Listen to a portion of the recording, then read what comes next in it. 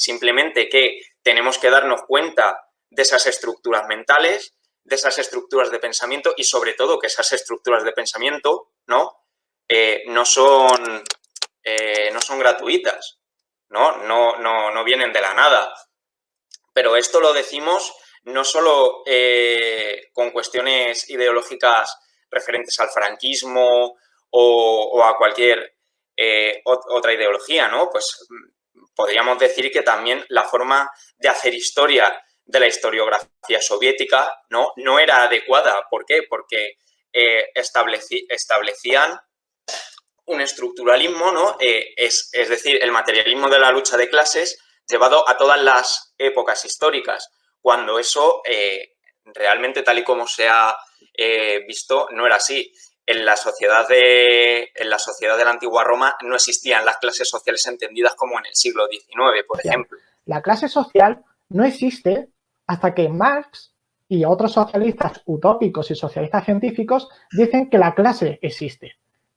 Que no te guste que el mundo se divida en clases no implica que tú tengas que, como historiador, fijarte en eso y ver cómo operan, porque si hay un montón de gente llamándose clase obrera y que de repente en 1917 te hacen una revolución y conquistan algo, pues eso tiene mucho que ver con lo que un historiador trabaja. Por lo tanto, si en Estados Unidos tienes a gente que es racializada, eso importa. Si en España tienes a gente que es racializada por otras causas, que no es solamente únicamente la pigmentación de la piel, también te importa que en España no se dé esa racialización por pigmentación de piel, tiene que importar muchísimo porque implica y habla muchísimo de cómo nosotros antiguamente, en los años 30, en los años 40, nos vayamos a nosotros mismos. Fernando. Y luego... Bueno, vamos a ver, en breve. El tema de que ha comentado Jaime de las clases sociales no las inventa Marx, existían ya antes. Lo único que hace Marx es incluirlas dentro de un marco teórico, tanto delirante, pero bueno,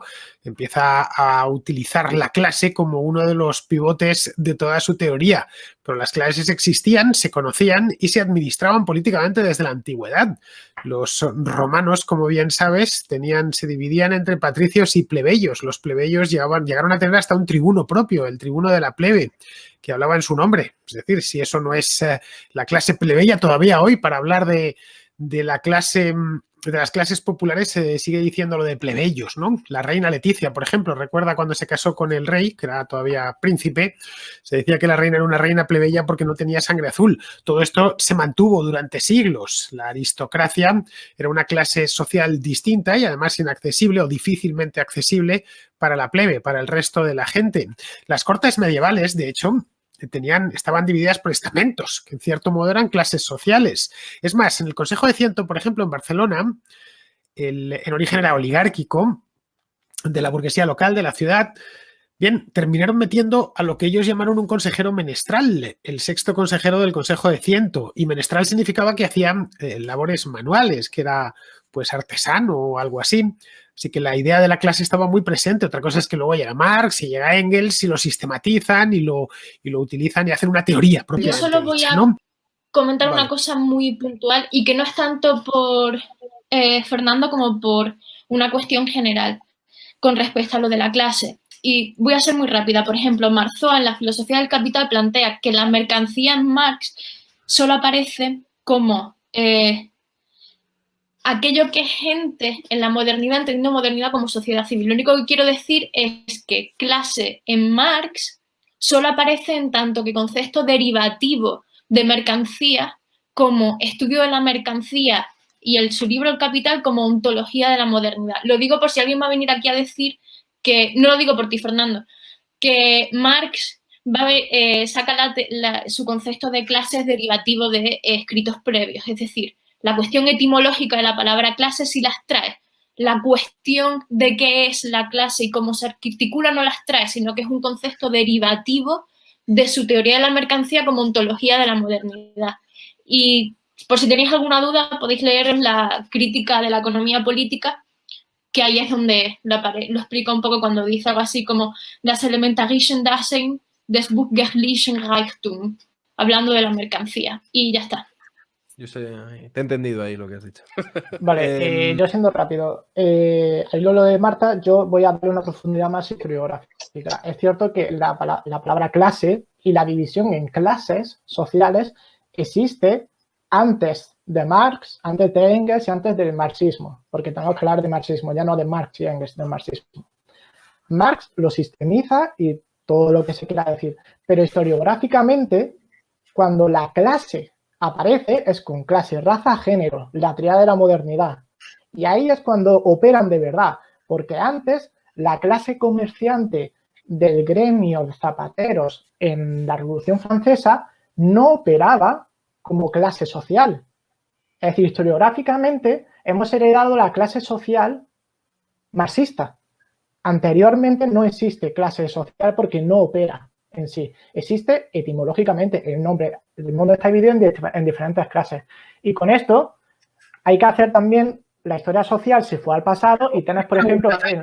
Jaime, ¿qué es eso de que no opera? Explícame, ¿el tribuno de la plebe no opera? El tribuno puede operar, pero no opera como una clase en sí misma. Y de hecho tienes, por ejemplo, la historia social de Roma del historiador húngaro Adolfi, que hace una historia social de la antigua Roma dividida entre plebeyos y patricios. Y de hecho no toca, como buen historiador social, no toca ni una sola vez los reyes que hay en la República, los reyes que hay en Roma, los dirigentes de la República Romana, ni los emperadores.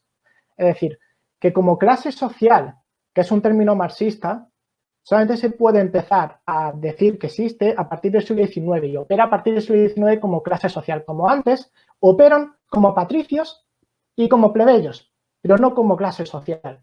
Operan como patricios y como plebeyos. Al igual que en el feudalismo, no opera la clase campesina, porque no existe la clase campesina. Lo que opera es el campesino.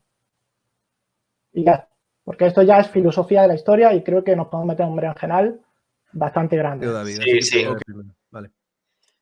Claro, siguiendo con lo que dice Jaime, la existencia de unas clases sociales implica también la lógica de un mundo moderno, ¿no? Del mundo postilustrado, es decir, de la existencia de una lucha de clases por el control de los medios de producción. ¿Qué es lo que pasa? Que los medios de producción, tal y como los entendemos a día de hoy, en base a ese análisis marxista, en el pasado no eran operativos de la misma manera.